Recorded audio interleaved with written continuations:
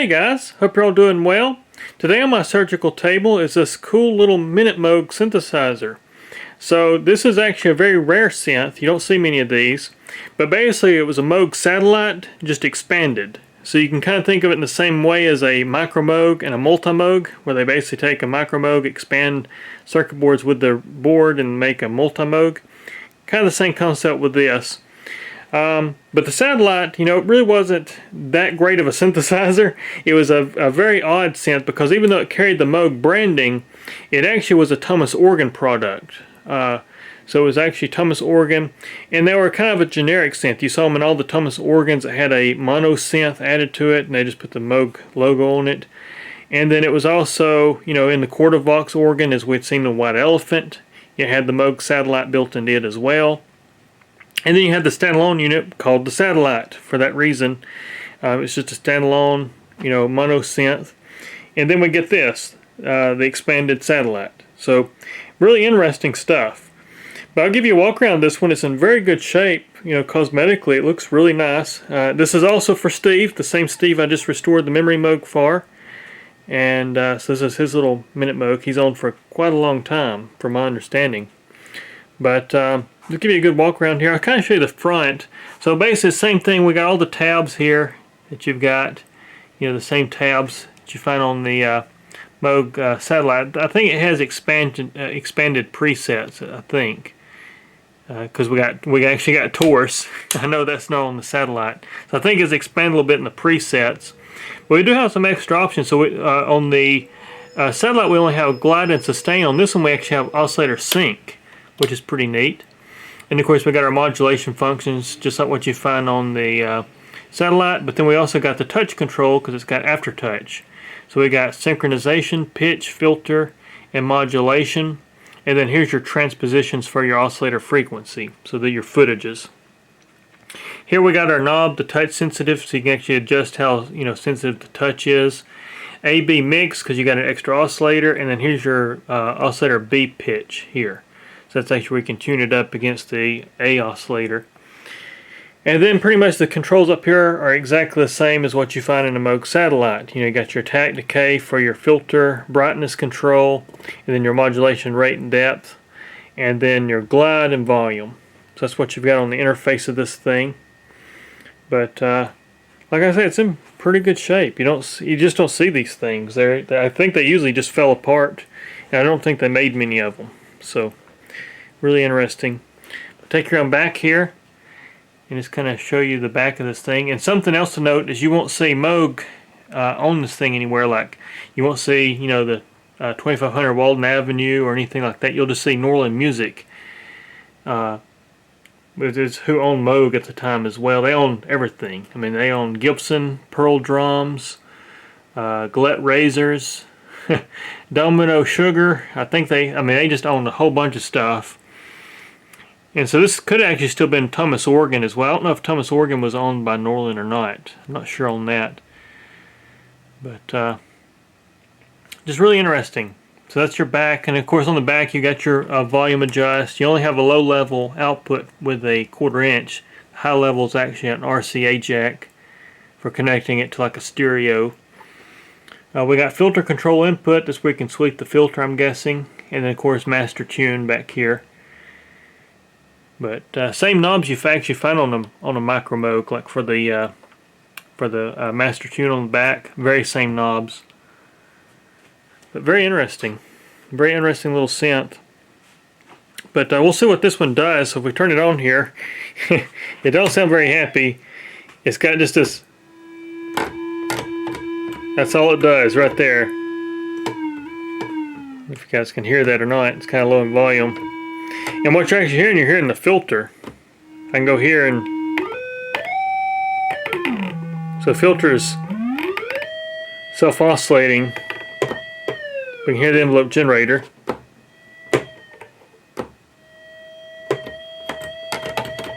Some of the presets change.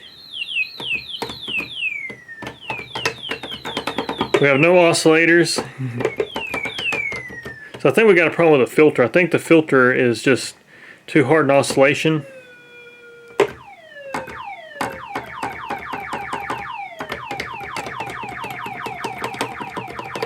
So I have to figure that out. But that's all it does. So that's literally all it does, is that right there. The octaves does change, as you can hear.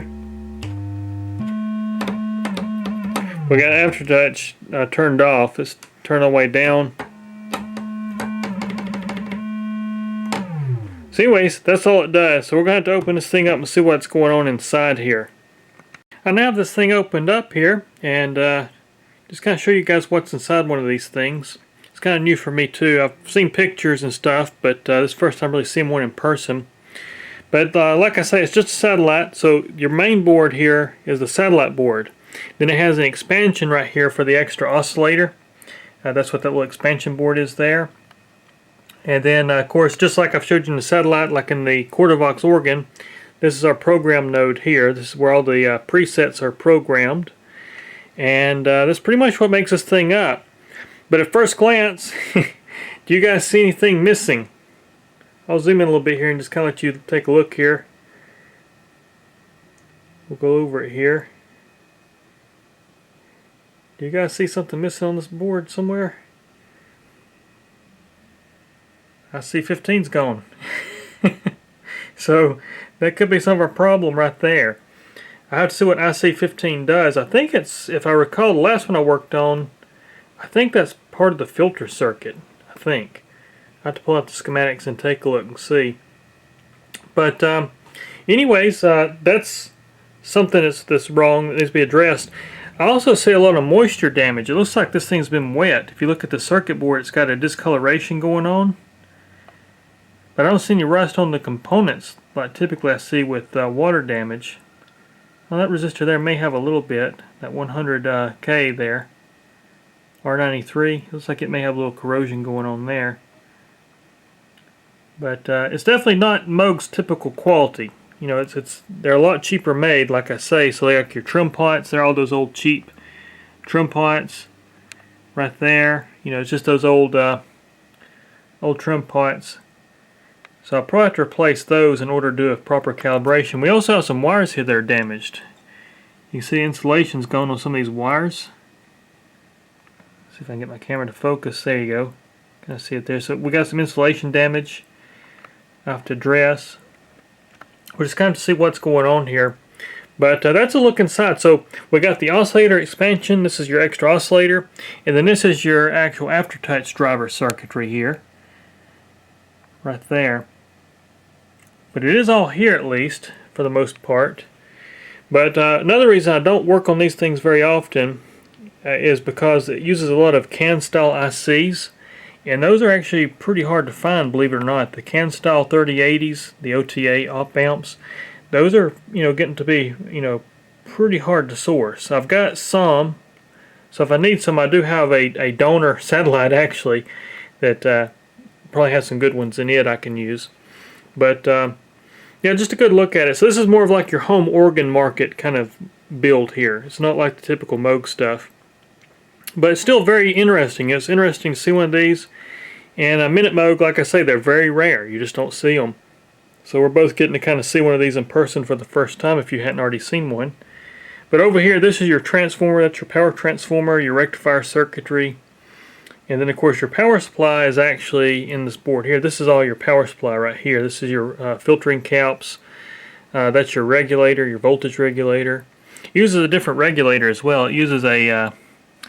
I'll zoom in here. I can't remember the numbers off my head, so we'll just look at it here. 7311. Oh, it's a 723. Never mind. It is a 723. The 7311, that's a date code. That's January 1st, 1973, maybe?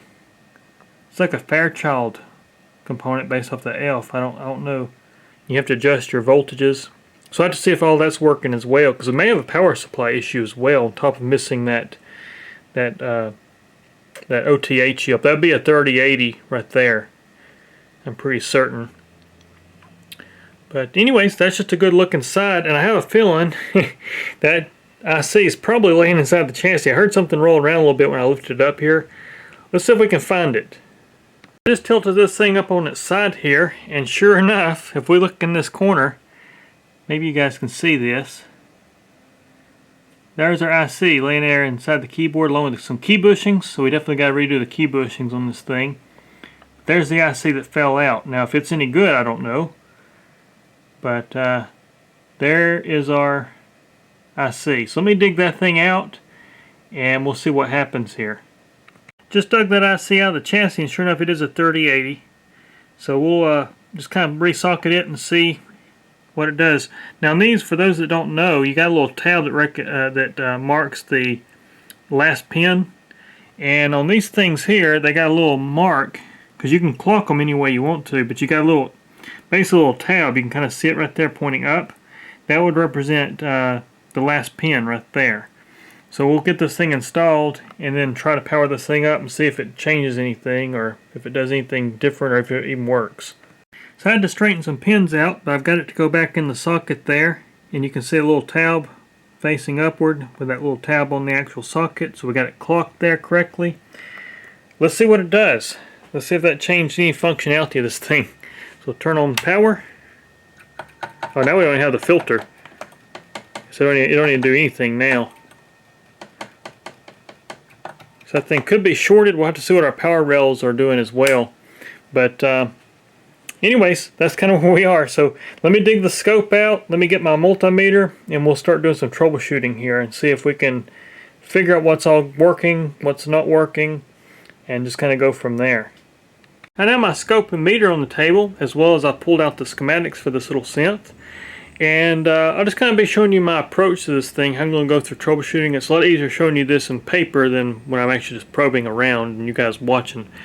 So IC15 was the one that had fallen out, and of course we put that chip in there and we've lost everything. We don't have any kind of self-oscillation or anything. It doesn't even appear this thing works. So there's IC15 right there, and it is part of the bandpass filter circuitry right there. So like I say, we don't know if that chip's any good. We just stuck it back in there. It was loose in chassis. So since we don't have anything working, I'm immediately going to jump down here to power supply. Make sure we have a short, because that chip could have a short in it. You know, it could have something going on. So I'm going to check our plus and negative 9-volt rail here. Make sure they are working. If they're working, I'm going to immediately jump up here to our oscillator circuitry. Make sure it's working. Because now with that chip in there, the bandpass filtering, they really like to have harmonics. If they don't have harmonics, you really don't know if they're working or not. So if the oscillators are not running, giving it harmonics, then we're not going to have really any kind of sound, basically.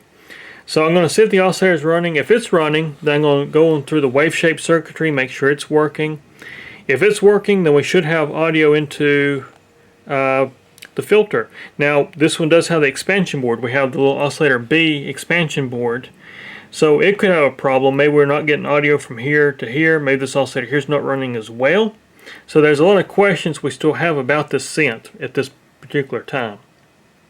So that's my approach. So basically I'm going to take it from one point, check voltages, check the oscillator, make sure it's running. If it's not running, then I've got to go back this way. If it's running, I don't have to worry about any of this back here. We're only focused on audio path at that point. But if it's not running, of course, like I said, I'm going to go back here to the keyboard circuit, make sure our sample hold memory circuit's working, make sure our summing's working, make sure our exponential current circuitry is working, which you hear me talk about a lot, which basically converts voltage to current to run the oscillator circuitry. So we're going to basically kind of just work this way through it. And if our filter is working, if we see that our filter is working, then we can check our VCA, make sure it's actually working, which is all made up of this particular parts here. We can also check our envelope down here for our loudness, make sure it's actually doing what it's supposed to do. So we got a lot of things to check, but really you just take it at one point at a time, and that's how I approach every synthesizer. You just have to kind of think about what you're having work. You know, what's the thing actually doing? First of all, if it's not doing anything, then you immediately always start usually at power. Make sure your powers are working. If your power is working, see if the oscillator is working, see if your CV's working, you know, and you just kind of continue on that way. But that's pretty much my approach on this one. Alright, so first things first here, I'm going to start by checking our power supply voltages. So turn on the synth here. Check our negative 9 volts first. There it is, negative 9.00 on the dot. Check our plus 9 volt, 8.999, that's good, so 9 volts. So we're good on our voltage rails there. So now what we need to do is see if the actual oscillator is running. Let me get this up a little bit different. I know you guys can't see the scope, so give me a second. So now since we saw we had voltage, I'm going to go here and see if our oscillator actually is running. So I'm going to just check oscillator A currently, and let's see what it's doing here. I'm going to go to a transistor. I know you can't see what I'm doing. So it might be, yeah, it's running. It's just running real slow. Let's go here and it's barely running there. If we go up a key, so I can change the frequency. Oh yeah, okay, so frequency does change it, but it's running way too slow. It does respond to keyboard. That's low note.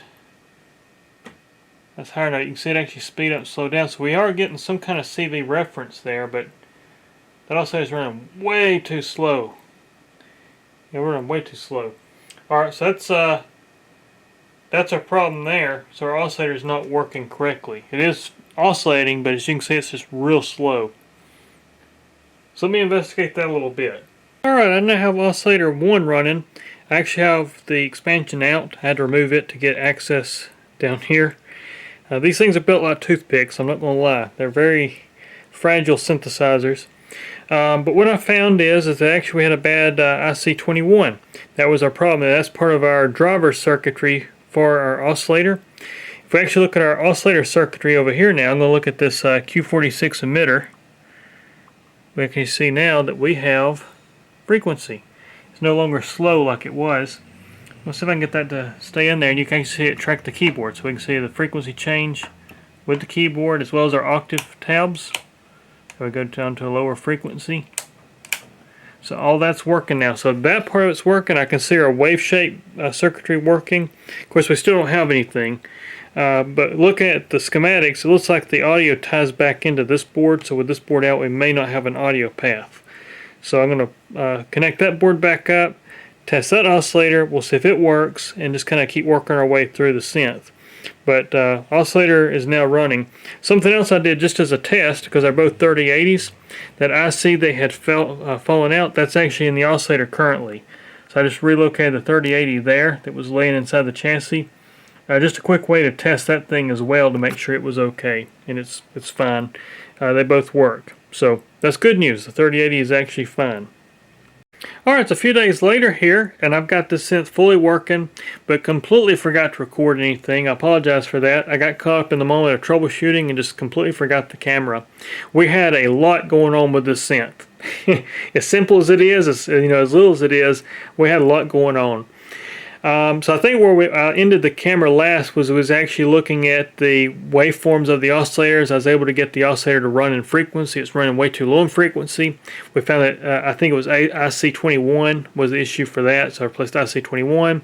It made the oscillator now run in the right frequency, at least the right frequency range. It was no longer running a low frequency. So I got that fixed. We still had no audio output, and that's kind of where I quit recording. So what I found is none of this didn't really happen at one time, but I started looking at the output, and I followed out our filter circuit. After I got the oscillator running, I could see our filters were working to some degree. We had output. We had a weak output on the output amplifier, but I didn't really think much about it. It was weak. I had to crank the amp up pretty loud to hear this thing. But we had output from the amplifier. We had nothing going into our harness. So our volume pot back here, as well as our audio jacks in the back, had nothing on them. There's no signal. So I flipped the board over. We had a cracked solder joint associated with the connector for the harness. So resolder that. We at least got some output again. And so that solved our output issue. I discovered later that our output was too weak. Of course, I knew it was kind of weak because I had cranked the amp up. But I discovered it really when I started doing the VCF calibrations. You're supposed to set the output for 2.2 volt peak to peak for the low pass filter. Couldn't get that thing to anywhere near that. And once again, I found another weak op amp. So placed the op amp. That thing, I could now calibrate it. So it calibrated just fine there. But the oscillators, back to the oscillators. This is a loaded subject because the oscillators really gave me a fight. Couldn't get anything to range and scale. I mean, just completely out of range and scale. And so I started, of course, at the keyboard circuit, making sure our keyboard driver circuit was okay. It was bad. It's supposed to be a balancing circuit, so you have a plus 4.5 volts as well as a negative 4.5. And the plus 4.5 volts, if I recall, that was set right on the mark. It was fine. Could not calibrate the negative 4.5. The lowest I could get it was negative 3.8. That was it. And so I pulled the resistors associated with this circuit. They're 1% tolerance, making sure they were okay. They were fine, right on the dot. So put those back in, resoldered those, replaced the op amp. Op amp was the problem. So it was once again a weak op amp there. So got that fixed, and oscillator still wasn't range and scale. So I moved on down the list of things to check, and bottom line is I dissected the trim pots just to make sure our range and scale trims were okay. One of them was perfect. It was 10K right on the dot, no problem. Put him back in there. The other one was actually supposed to be 100K. It was reading 485 ohms, and so that was our issue there. I'm sorry, it was 100 ohm. I may have said 100K. It was a 100 ohm trim pot, and it was reading 485 ohms. So I had lost my range there, so that was a problem. Replaced those, still couldn't get the thing to calibrate. So then I started checking, other things in that circuit, and we had a bad Temco resistor. So the Temco resistor was our problem for the primary issues, which affected also oscillator B. I had oscillator B running, but still couldn't get anything there. So that was our problem. It was just a mixture of stuff going on there. Once I got those replaced, everything kind of came to life, and it's I calibrated. I went through all the calibrations to make sure it was going to do what it was supposed to do, and that's kind of where I am right now. I finished the calibration. Haven't done any kind of preventive servicing, so we still got the old capacitors, old key bushings. I didn't really want to put any money in the preventive service or restoration of this thing until I knew it was going to be worth doing, because that's just how these synths are. That sometimes they're just really bad, and this is an example of one of those that took a long time to troubleshoot because it had just so many stacked failures. And but once you get one thing fixed, it's right, you can move on. That's the benefit of falling out of circuit. That's how I troubleshoot these things. But got all that, and then we had some filter issues with calibration. That turned out to be in the harness. Just some more bad connections. Had to tighten some pins up in these sockets here and that kind of stuff, and got all those addressed, and then we got the filters to calibrate all correctly. And that's where we are. So now we actually have it working. So actually you can go through some presets here, and you can just kind of hear that sound. So there's a mute. We got octave. You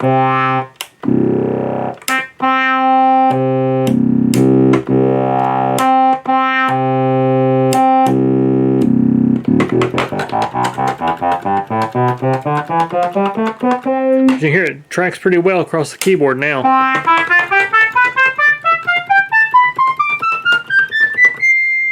So we sound pretty good there. We'll go down an octave there. So that's mute. We got trumpet. We got oboe.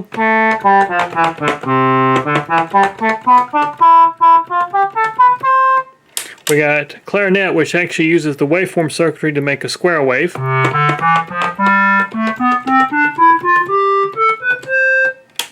We got saxophone.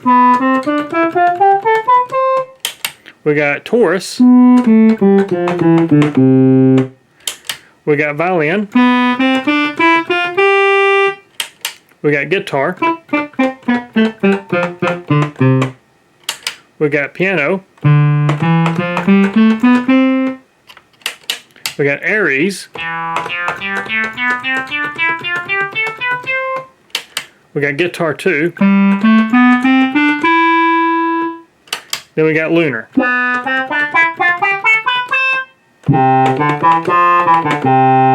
As you can hear. So those are presets. You can hear they all work pretty good. We'll go back to clarinet. We've also got the second oscillator working. Now it's not perfect. I still got to go back and do some work to this because it's not holding calibration very well. So I've actually got to, I'm going to actually match a Temco resistor for it as well and actually change its location. so it's a better thermally compensated oscillator than what it was originally. But for now I've got it at least working, so you can actually hear I'll bring it up and mix. So we are mix. Now it's just a sawtooth. It don't matter what preset I'm in on it. It's going to be just a sawtooth only. You hear it's just a sawtooth versus square on the oscillator A. We can mix it. We can change our frequency. We can go up an octave. There's up an octave.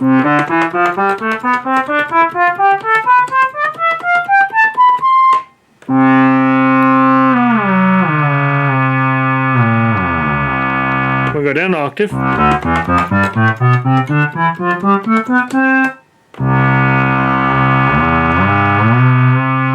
And it's got a dead zone, kind of like what you hear me talk about with Minitmoog pitch wheels as a modification I do, where in the center of this pot it won't change frequency.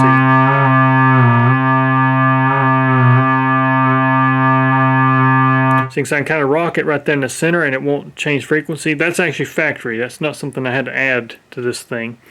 But you can hear that beating when we're in that center position. It shouldn't be beating. So that's why I got to kind of adjust. I calibrated it and it just doesn't really hold that well. So that's something I got to address. But I mean, it sounds pretty good. We go to like a fifth.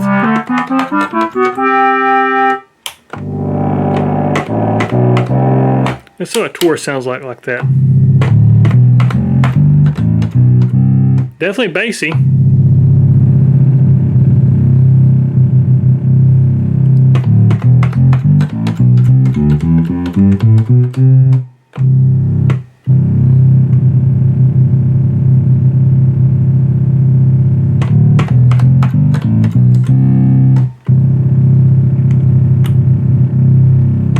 Anyways, that's the Taurus preset. But anyways, you can hear it's working pretty well.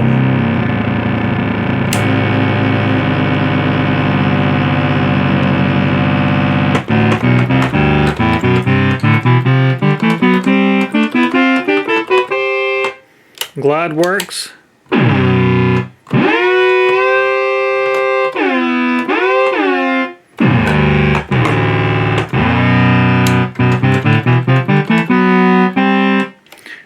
Of course, I got sustain.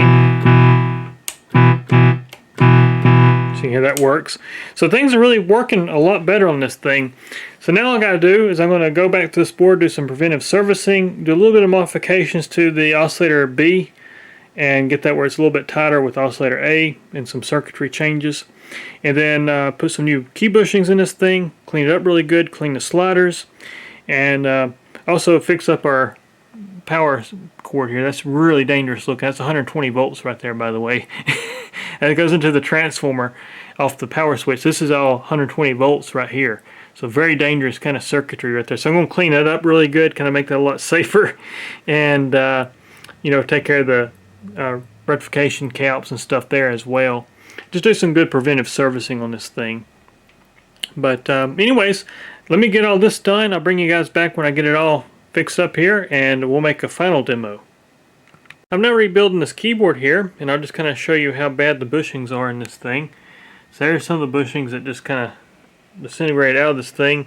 But I can literally take them, and they just basically just break apart on me. You can see just how rotten they are.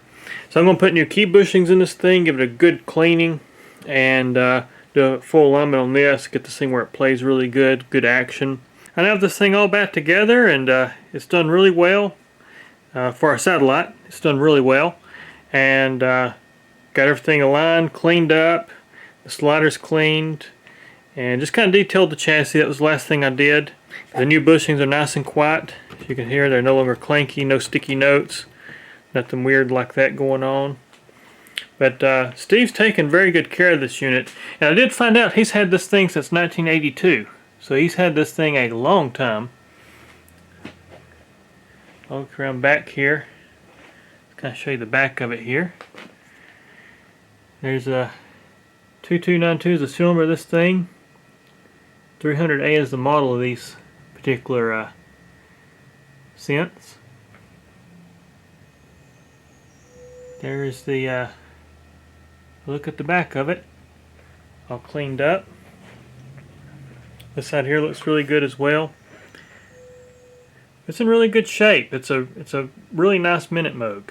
Very rare synth, but like I say, Steve's taken very good care of this one over the years. It's really cool to work on it here. But anyways, let me get the camera on the tripod here, and I'll make you guys a direct sound demo. So anyways, we'll start here with the presets first, and then I'll go back over the actual features that you have as far as the Minitmoog. I'll just kind of show what that is. Pretty much this thing, like I say, it's a satellite. So just kind of picture satellite with some extra features. That's what you've got. But here's the preset. So here's mute.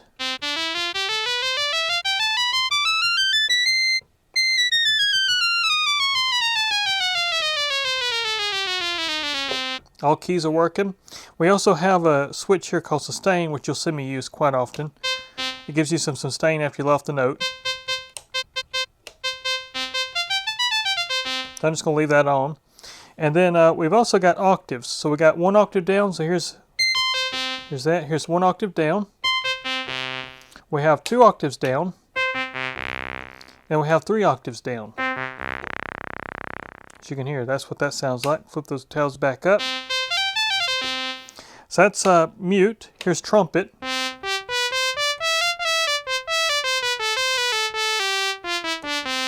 We'll go down an octave here.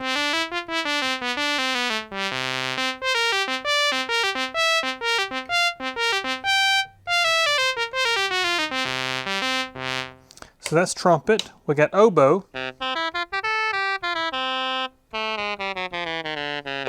Which you can also hear a waveform circuitry working. It makes it more of a pulse width. Bring the sawtooth.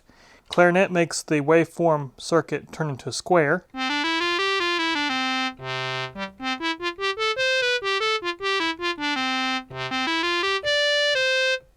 So that's clarinet. We got saxophone.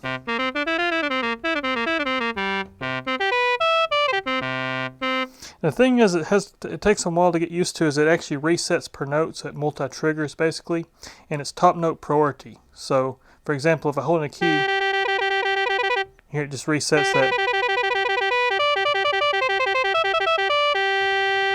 But it's top note priority, so it's kind of takes some getting used to there. That's saxophone. We got Taurus, which in my opinion, Taurus really should have just been called French horn.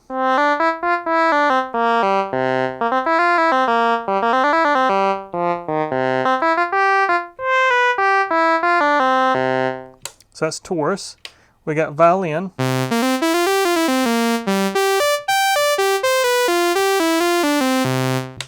We got guitar 1. It's just nice, kind of plucky. We got piano.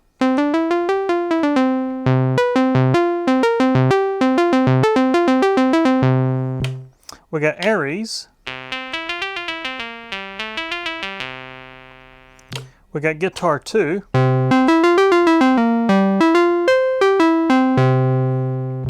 We got lunar.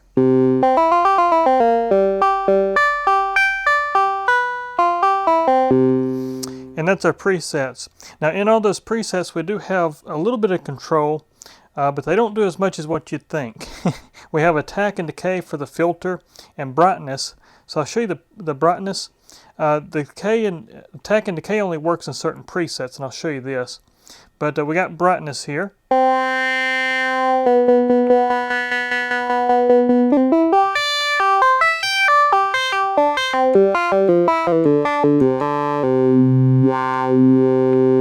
So that's our brightness control. We'll go over here to Taurus. I'll show you the attack.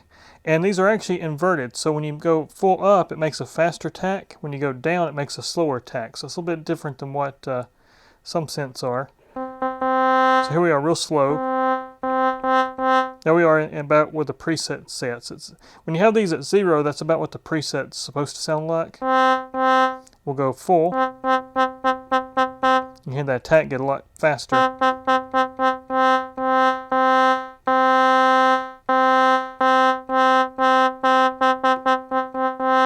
And that's our attack.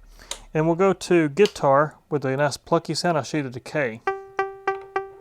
Gets a lot sharper, faster pluck.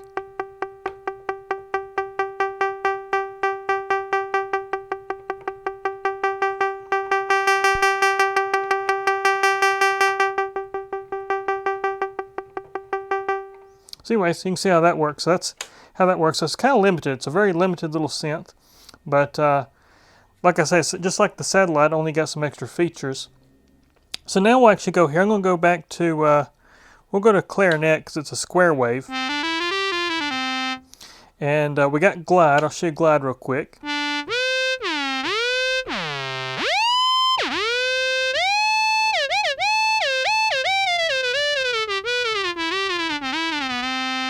So that's glide. And then we also got vibrato. We can go here and turn on vibrato. And we have a rate and depth.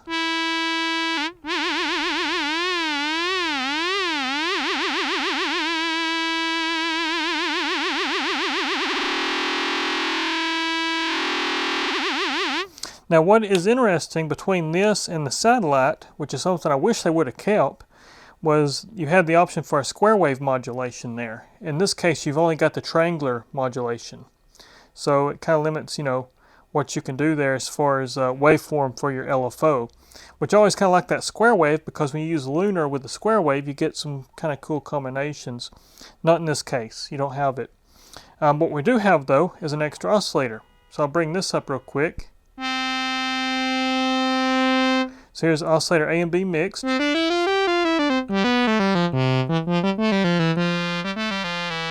Now the thing is about oscillator B, it's always a sawtooth. It doesn't have the waveform circuitry. So it don't matter what preset I'm in, it'll always be a sawtooth. We can go plus an octave. We can go negative octave.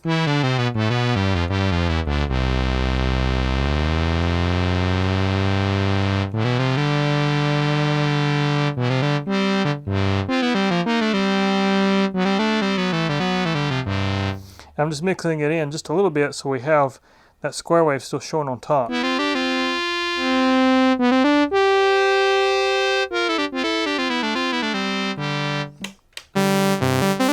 We'll go to violin here, so it opens that filter up a little bit more.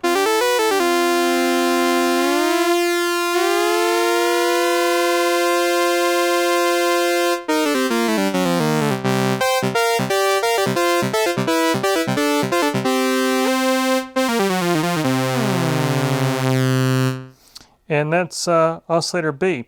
What's cool about oscillator B though is something you have a feature of. You have oscillator sync. So I actually go down octaves here. So both oscillators do follow the footage control. So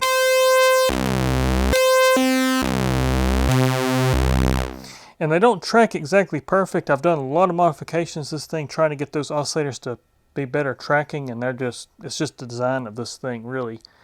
We'll go down here. We got oscillator sync. We can put oscillator sync on, and this is actually a cool feature.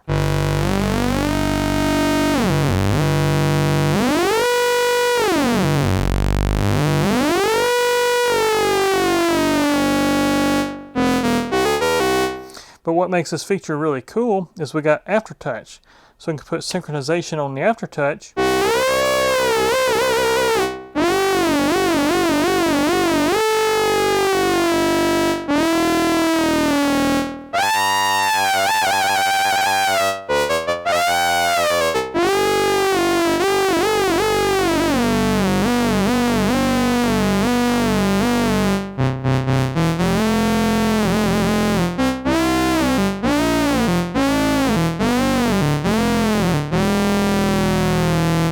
So anyways, we got oscillator sync. That's a really cool feature. Turn that off, now our oscillators are back. And this thing with two oscillators sounds pretty good. You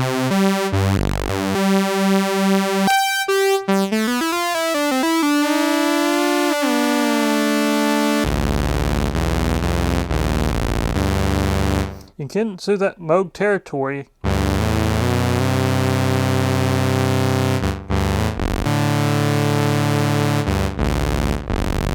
This one of those sounds right here in particular, if you put a little little effect on it.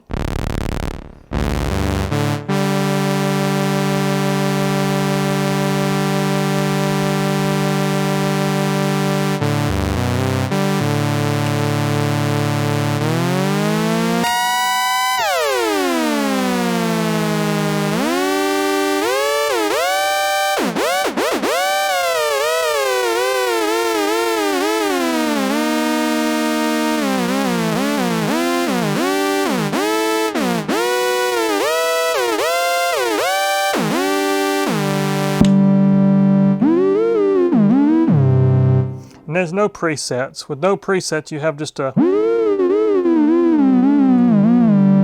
kind of a basic sound there. We'll go back to clarinet.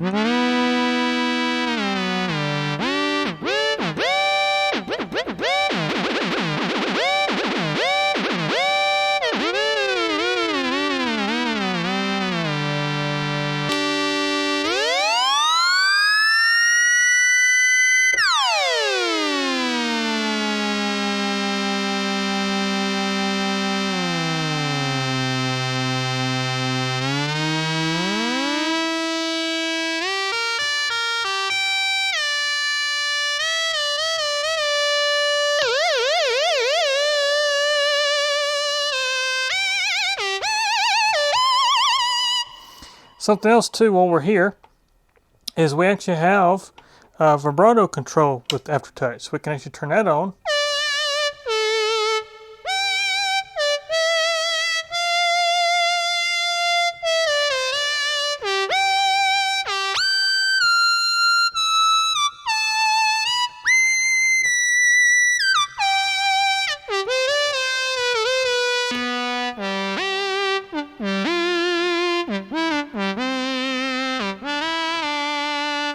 So that's using Aftertouch for modulation control. So that's what we have there. We also have pitch. So we can go to pitch control here, and we can actually bend notes.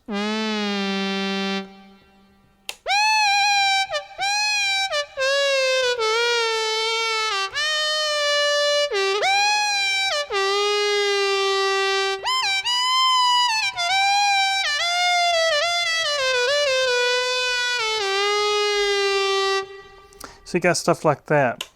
And so that's kind of the extra features you have on this. You also have filter control, so we can select filter down. I'll turn off that oscillator there, or the reverb, sorry. We'll turn on oscillator B. And you can hit that filter.